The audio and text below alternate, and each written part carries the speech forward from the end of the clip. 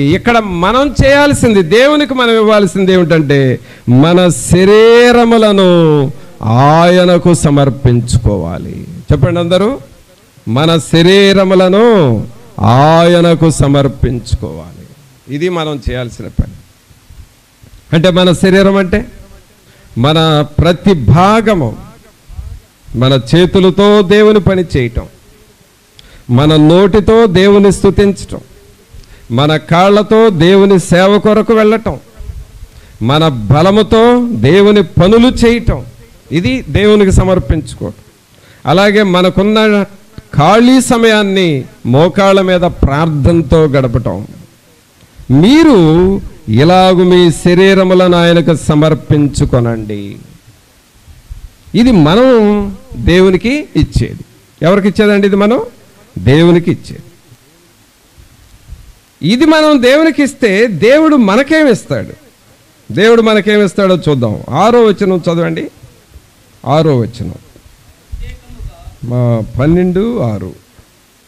మనకు అనుగ్రహింపబడిన కృప చొప్పున వెవ్వేరు కృపావరములు కలిగిన వారమై ఉన్నాము. ప్రవచన వరమైతే విశ్వాస పరిమాణం చొప్పున ప్రవచింతము, పరిచర్య అయితే పరిచర్యలోను, బోధించువాడైతే బోధించుటలోను, హెచ్చరించువాడైతే హెచ్చరించుటలోను పని కలిగి ఉందము. పంచిపెట్టువాడు శుద్ధ మనసుతోను, పై విచారణ చేయువాడు జాగ్రత్తతోను, కరుణించువాడు సంతోషముతోను పని జరిగింపవలెను. ఇక్కడ మొత్తం ఈ పరిశుద్ధాత్మ వరాలు ఉన్నాయండి. ఈ వరాలు 13 వరాలు ఉన్నాయి. కొంచెం తీరిగ్గా చదివితే 13 వరాలు వస్తాయి. ఇక్కడ పరిశుద్ధాత్మ వరాలు. ఈ పరిశుద్ధాత్మ వరాలు దేవుడు మనకిస్తాడు. ఎప్పుడు ఇస్తాడంటే మన శరీరాన్ని దేవునికి సమర్పించుకోవాలి. మన శరీరాన్ని సమర్పించుకోవాలి. చూడండి, బాగా పాటలు పాడేవాళ్ళని మనం చూసి చాలా బాగా పాడారండి, బాగా ఉంది, మంచిగా పాడారు అని అంటాం. కానీ వాళ్ళు అలా పాడటానికి ఎంత ప్రాక్టీస్ చేసి ఉంటారు? వాళ్ళ బ్యాక్గ్రౌండ్ ఎంత ప్రాక్టీస్ చేసి ఉంటారు? అలాగే బాగా ఆడారండి, మంచి పథకాలు వచ్చినాయి అని అంటాం. వాళ్ళు అలా బాగా ఆడటానికి ఎంత ప్రాక్టీస్ చేసి ఉంటారు? ప్రాక్టీస్. ఏదైనా ఒక గొప్ప పనిని చేయాలంటే ప్రాక్టీస్ చేయాలి. అలాగే ప్రియులారా, పరిశుద్ధాత్ముడు అంటున్నాడు, పరిశుద్ధాత్మ వరాలని మీకు ఇస్తాను. 13 వరాలు ఉన్నాయి నా దగ్గర, ఆ 13 వరాలు మీకు ఇచ్చేస్తా. అయితే మీరేం చేయాలంటే మీ శరీరములను ఆయనకు సమర్పించుకోనండి. ఒక దైవజనుడు భక్త్ సింగ్ గారు, మంచి దైవజనుడు. ఆయన హైదరాబాద్ నుండి చెన్నైకి వెళ్ళడానికి రిజర్వేషన్ చేయించుకున్నాడంట. ట్రైన్లో రిజర్వేషన్ చేయించుకున్నాడు. అంటే దాదాపు లాంగ్ జర్నీ కదా, చాలా అవర్స్ ట్రైన్లో ప్రయాణం చేసే టైం. అయితే ఆయన సికింద్రాబాద్లో ట్రైన్ ఎక్కి రిజర్వేషన్ చేయించుకున్న ఆ స్లీపర్, ఆ సీట్ పైన మోకరించి ప్రార్థన చేయటం స్టార్ట్ చేశాడంట. అయితే ఆయన ఎంతసేపు, జనరల్గా పడుకోబోయే ముందు కొంచెంసేపు ప్రార్థన చేస్తాం కదా, అలాగూ ప్రార్థన చేసుకుంటున్నాడంట. అలా ఒక 10 నిమిషాలు ఏమైనా ప్రార్థన చేసి పడుకుంటాడులే అనుకున్నారంట. ఆ కంపార్ట్మెంట్లో వేరే బ్రదర్ చూసి చెప్పిన విషయం. సికింద్రాబాద్లో మోకాళ్ళ మీద ఉండి ప్రార్థన చేయటం ప్రారంభిస్తే ప్రియరా, చెన్నై సెంట్రల్ స్టేషన్కి వచ్చి ట్రైన్ ఆగే వరకు అదే మోకాళ్ళ మీద ఉన్నాడంట. ఆయన రిజర్వేషన్ సీటు ప్రార్థన చేయటానికి వాడుకున్నాడు, అంతే, పడుకోవటానికి కాదు. దాదాపు అక్కడి నుంచి ఒక 12 అవర్స్ జర్నీ. ఆ 12 గంటలు మోకాళ్ళ మీద ఉండి ఆ రాత్రి అంతా ప్రార్థన చేసి తెల్లవారిన తర్వాత ఆయన సూట్ కేసు తీసుకొని దిగి వెళ్ళాడంట. అక్కడ ఒక యవనస్తుడు చూసి, ఈయనలాగా నేను కూడా ప్రార్థన చేయాలి, ఈయనలాంటి ప్రార్థన నేను కూడా చేయాలి, నా జీవితాన్ని దేవునికి త్యాగం చేయాలని ఆ యవనస్తుడు దేవుని కొరకు సమర్పించుకొని ఆయన గొప్ప దైవజనుడయ్యాడు. ఆయనే దినకరన్ గారు. చూసారా? భగత్ సింగ్ గారు మోకాళ్ళ మీద ఉండి ఆ రాత్రంతా పడుకోకుండా ప్రార్థన చేయటం ఈ దినకరన్ గారు చూసి ఆయన ఇన్స్పైర్ అయిపోయి ఆయన గొప్ప దైవజనుడిగా మారిపోయాడు. ప్రభునంతులరా, దేవుని కొరకు నీ జీవితాన్ని, నీ శరీరాన్ని సమర్పించుకోవాలి. అలసిపోయిందిలేండి పని పడుకోవటం కాదు, అలసిపోయాను అని తెల్లవారుజామున లేవకుండా ప్రార్థన చేయకుండా ఉండటం కాదు. నీ శరీరాన్ని దేవునికి సమర్పించుకోవాలి. ఒక సమయంలో అయితే ట్రైన్లో రిజర్వేషన్ లేదేమీ లేదు, నిలబడే ఉన్నారంట జనరల్ కంపార్ట్మెంట్. ఈ భగత్ సింగ్ గారు ఒంటి కాలు మీద నిలబడి ప్రార్థన చేస్తూ ఉన్నాడంట. అదంతా చూసి ఏంటినా ఇంత క్రిక్కిరిసిన జనాల్లో కూడా ప్రార్థన చేస్తున్నాడంటే ఆయన చెప్పాడంట, ఈ టైం పోతే నాకు రాదు, నా ప్రభువుకి నేను ప్రార్థన చేసుకోవాలి అనేవాడంట. సమయం దొరికినప్పుడల్లా ప్రార్థన, సమయం దొరికినప్పుడల్లా దేవుని వాక్యం చదవటం, సమయం దొరికినప్పుడల్లా ఈ చాపేసుకొని ప్రార్థన చేయటం. నీకు సమయం దొరికినప్పుడల్లా ప్రభువుతో మాట్లాడటం. సహోదరుడా, సహోదరి, తల్లి, తండ్రి, నీకు ఇంటిలో చాలా టైం ఉంటుంది. ఆ టైంలో నువ్వు ప్రార్థన చేసుకో. దీవెనమ్మ గారు అని మంచి దైవజనరాలు, ఆమె స్కూల్లో టీచర్గా పనిచేసేది. కానీ ఆమె చెప్పిన మాట ఏమిటంటే, స్కూల్లో పిల్లలకి పాఠాలు చెబుతూ కూడా ఆ పిల్లల కొరకు నేను ప్రార్థన చేసేదాన్ని. అలాగే కొంచెం టైం దొరికితే ప్రభువుని గురించి పిల్లలకు చెప్పేదాన్ని. వాళ్ళ పేరెంట్స్ నాతో మాట్లాడటానికి వస్తే పేరెంట్స్కి దేవుని వాక్యం చెప్పేదాన్ని. ఇలాగూ పిల్లలకి లెసన్స్ చెబుతూ నా ఖాళీ సమయాన్ని దేవునికి ఉపయోగించుకున్నాను. హాలిడేస్ వస్తే మోకాళ్ళ మీద ప్రార్థన చేసి అనేకులకు రక్షణ సువార్త చెప్పడం నేర్చుకున్నాను. అందువలన అనేక కుటుంబాలు రక్షించబడ్డాయి. మన జీవితాన్ని, మన దేహాన్ని ప్రభువుకి సమర్పించుకోవటం నేర్చుకోవాలి. అలా నువ్వు సమర్పించుకున్నందువల్ల ఏం జరుగుతుందంటే, పరిశుద్ధాత్ముడు తన వరాలు మనకిస్తాడు. పరిశుద్ధాత్మ వరాలు పరిశుద్ధాత్ముడు మాత్రమే ఇవ్వగలడు, ఎవరు ఇవ్వలేరు. అది ఎప్పుడు ఇస్తాడు అనంటే, నిన్ను నువ్వు సమర్పించుకోవాలి. నీ శరీరాన్ని, నీ దేహాన్ని మనల్ని మనం దేవునికి సమర్పించుకోవాలి. మరి అలాగూ నువ్వు సమర్పించుకుంటున్నావా? అలాగూ నువ్వు దేవుని దగ్గర ప్రార్థన చేస్తావా? ఎలాగో ఆదివారం వచ్చింది అనంటే, నేనేం చేసేవాడో తెలుసా? స్టూడెంట్గా ఉన్న రోజుల్లో ఇలాగే ఎర్లీ అవర్స్ ప్రేయర్ జరిగేది మాకు స్టూడెంట్స్ ఉన్నప్పుడు. ఆ టైంకి ప్రేయర్కి వెళ్ళేవాడిని, వచ్చేవాడిని. ఆ తర్వాత హాస్టల్ రూమ్స్లో పిల్లలందరూ చిట్ చాట్ మాట్లాడుకుంటూ ఉండేవాళ్ళు, గ్రూపులుగా. నేను బైబిల్ తీసుకొని, పాటల పుస్తకం తీసుకొని అలాగూ గ్రౌండ్కి వెళ్ళేవాడిని. ఎందుకంటే ఆదివారం పరిశుద్ధ దినం.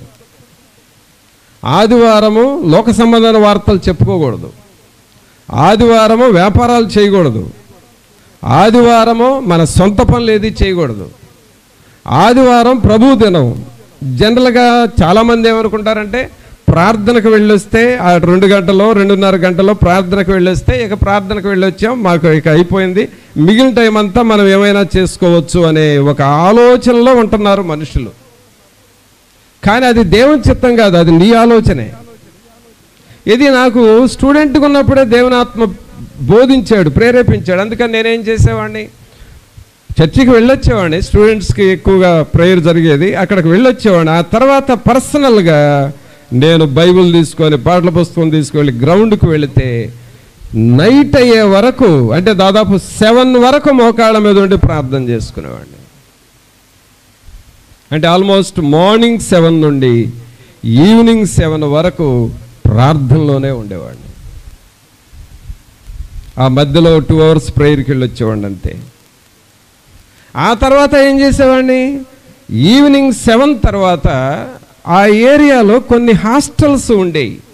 ఎస్సీ హాస్టల్, బీసీ హాస్టల్, అలాగే ఎస్టీ హాస్టల్, అలాగే ఎస్సీ గర్ల్స్ హాస్టల్, 4 రకాల హాస్టల్స్ ఉండేవి అమరావతిలో. నేను ఆ హాస్టల్ వార్డెన్స్ దగ్గరికి వెళ్ళి పర్మిషన్ తీసుకొని 4 హాస్టల్స్లో వాక్యం చెప్పేవాడిని ప్రతి సండే. ఈ రీతిగా మార్నింగ్ 7 నుండి నైట్ 10 వరకు నేను దేవుని పనిలోనే ఉండేవాడిని. నా శరీరాన్ని అలాగూ దేవునికి సమర్పించేసుకున్నాను.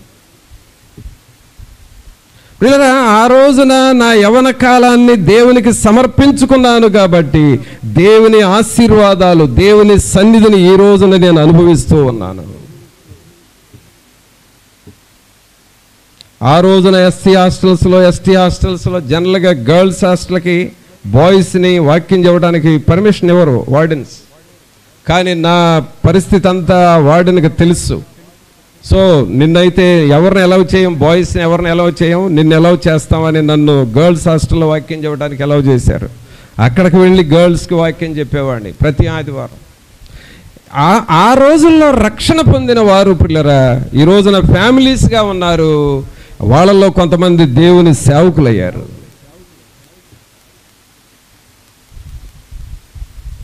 నా ఖాళీ సమయాన్ని దేవునికి ఇచ్చినందువలన ఇప్పుడు అది ఫ్రూట్ఫుల్గా మారింది. ఆ టైము ఉందా? అలాగూ నువ్వు దేవునికి సమర్పించుకుంటున్నావా? అలాగూ నువ్వు దేవునికి సమర్పించుకుంటున్నావా?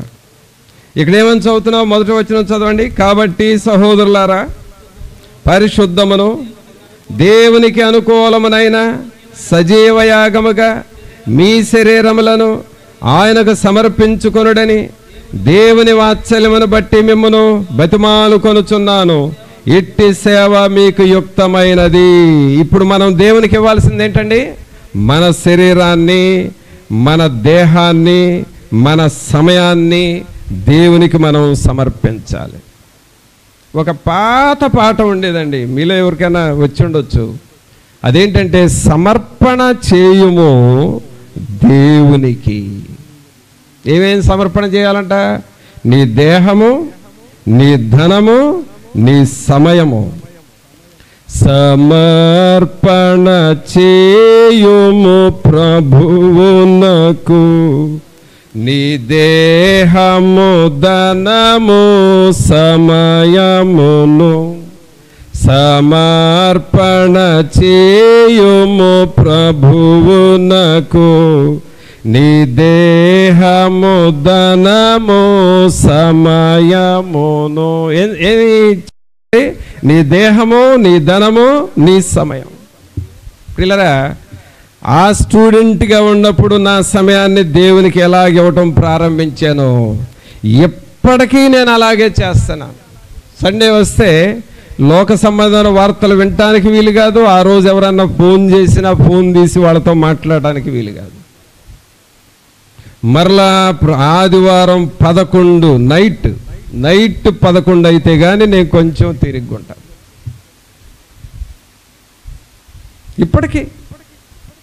ఇప్పటికీ స్టిల్ ప్రతి ఆదివారం ఉదయం మరి ఇక్కడ 7:30కి ప్రారంభిస్తే నైట్ 11 అయితేనే నాకు కొంచెం టైం దొరికేది. అప్పటి వరకు దేవుని పనిలో బిజీగానే ఉంటాను. మరి నువ్వు అలాగూ దేవునికి సమర్పించుకుంటున్నావా? నీ హృదయాన్ని, నీ జీవితాన్ని సమర్పించుకుంటున్నావా? పరిశుద్ధాత్మ దేవుడు నీవు సమర్పించుకునే కొలదే దేవుని ఆత్మ నీలో పనిచేస్తూ ఉంటాడు.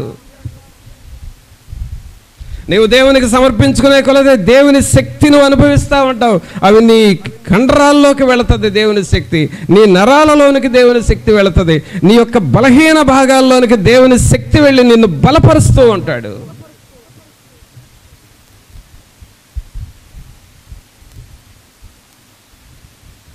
దేవుని పనిని శక్తి లేనప్పుడు కూడా ఆయన పనిని ఆపటం లేదు. ఎందుకంటే ఆయనే తన శక్తినిచ్చి చేయించుకుంటాడు. మరి అలాగూ మనం దేవునికి చెల్లిస్తున్నాము.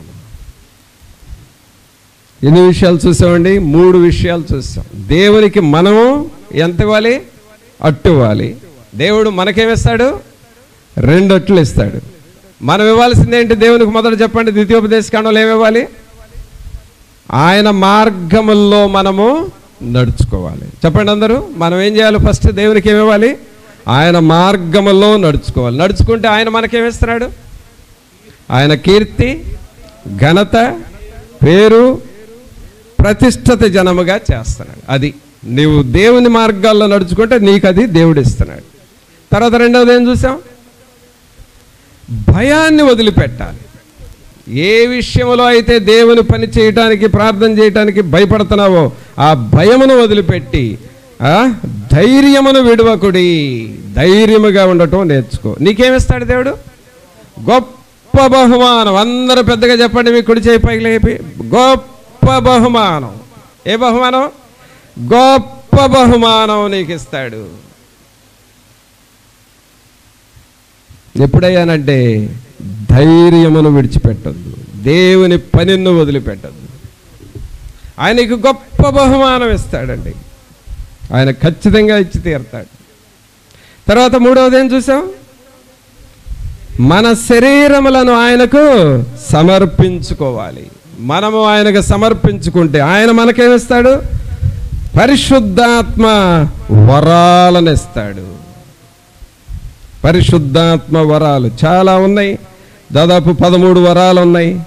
మరి దైవజనులు ఆ వరాలతోనే సేవ చేశారు. భక్త్ సింగ్ గారు ఆ వరాలతోనే సేవ చేశాడు. దినకరన్ గారు ఆ వరాలతోనే సేవ చేశాడు. అలాగే దానియేలయ్య గారు ఆ ప్రవచన వరంతోనే సేవ చేశాడు. ఈ వరాలు అన్ని పొంది వారు దేవుని సేవ అద్భుతంగా చేశారు. అలా వరాలు వారికి దేవుడు ఎందుకు ఇచ్చాడంటే వారి శరీరాల్ని నలగొట్టుకుంటూ దేవునికి సమర్పించుకున్నారు. మరి అలాగ నువ్వు చేస్తావా? నిన్ను నువ్వు అలాగూ తగ్గించుకుంటావా? ప్రభా, నీ పరిశుద్ధాత్మ వరాలతో మమ్మల్ని నింపు అని అడుగుతావా? నీవు దేవునికి ఇలాగూ కొంచెము చెల్లిస్తే ఆయన నీకు ఎక్కువగా చేస్తాడు. మరి అలాగూ సిద్ధపడదామా? ప్రార్థన చేసుకుందాం. ఒక్క నిమిషం మన హృదయాలను మనం పరీక్ష చేసుకొని మనల్ని మనం తగ్గించుకొని, ప్రభా దేవుని సన్నిధి, దేవుని ఆత్మ సహాయము మాకు దయచేయండి. ప్రభా మమ్మల్ని మేము మీకు సమర్పించుకోవాలి నాయనా. మేము కొంచెముగా మీ కొరకు చేస్తే మీరు మాకు ఎక్కువగా చేస్తున్న దేవుడవు ప్రభా. మీకు స్తోత్రాలు, మీకు వందనాలు ప్రభా. పరిశుద్ధాత్మ తండ్రి, మీ వైపు చూస్తూ ఉన్నాం. మీ కృపలో బలపరచండి. మీ ఆత్మాభిషేకం మాకివ్వండి ప్రభా. మమ్మల్ని మేము దేవునికి సమర్పించుకోవాలి ప్రభు. మా శరీరములను మీకు సమర్పించుకున్నప్పుడు నిజముగా పరిశుద్ధాత్మ వరాలను మీరు మాకు ఇస్తున్నారు కదా ప్రభా. ఎంత గొప్ప మెట్టునైనా మాకు. తండ్రి అయిన దేవా, మీకు స్తోత్రాలు, మీకు వందనాలు అని నేను ప్రార్థన చేసుకుందాం. సహోదరుడా, సహోదరి, పరిశుద్ధుడు అయిన మా ప్రభా, మీకు స్తోత్రాలు, వందనాలు చెల్లిస్తూ ఉన్నాము. మహోన్నతుడా, మహాగణుడా, మా ప్రభు అయిన యేసు, మిమ్మల్ని స్తుతిస్తూ ఉన్నామయ్యా. మీరు మా దేవుడు, మా రక్షకుడు, మీకు వందనాలు. మమ్మల్ని మేము మీకు సమర్పించుకోవాలి ప్రభా. మా సమయాన్ని, మా బలమును, మా టాలెంట్స్ని మీరు మాకు ఏది ఇచ్చారో అది మీకు సమర్పించుకున్నప్పుడు గొప్ప ఆశీర్వాదాలు, గొప్ప బహుమానములు మీరు మాకు ఇస్తారు కదా ప్రభువా. ఈ ప్రియులను అలాగూ మీరు దర్శించండి. ప్రతి ఒక్కరూ మీరిచ్చే బహుమానమును పొందుకొని వారిగా చేయండి. ప్రతి ఒక్కరూ మీరిచ్చే పేరు ప్రఖ్యాతులను ప్రతిష్ఠిత జనముగా మారినట్లుగా చేయండి అయ్యా. ప్రతి ఒక్కరూ పరిశుద్ధాత్మ వరములు పొందుకొని వారిగా చేయండి ప్రభువా. తండ్రి, మీకు స్తోత్రాలు, మీకు వందనాలు. మేమంటూ ఏదో ఒకటి మీ కొరకు చేయాలి. అప్పుడు మీరు మా కొరకు గొప్ప వాటిని చేస్తారు. అట్టి గ్రహింపుతో మేము ముందుకు సాగడి వారిగా చేసి ఈ మాటలు ప్రతి ఒక్క హృదయములో నిలిచి ఫలించులాగున చేయమని నజరేయుడైన యేసు నామమున అడిగి వేడుకొనుచున్నాము తండ్రి. ఆమేన్. మన తండ్రి అయిన దేవుని ప్రేమ, కుమారుని కృప, పరిశుద్ధాత్ముని యొక్క సన్నిధి ఇప్పుడు ఎల్లప్పుడూ ఇక్కడ చేరిన మనందరికీ తోడుగా ఉండి నడిపించును గాక. ఆమేన్. ఆమేన్.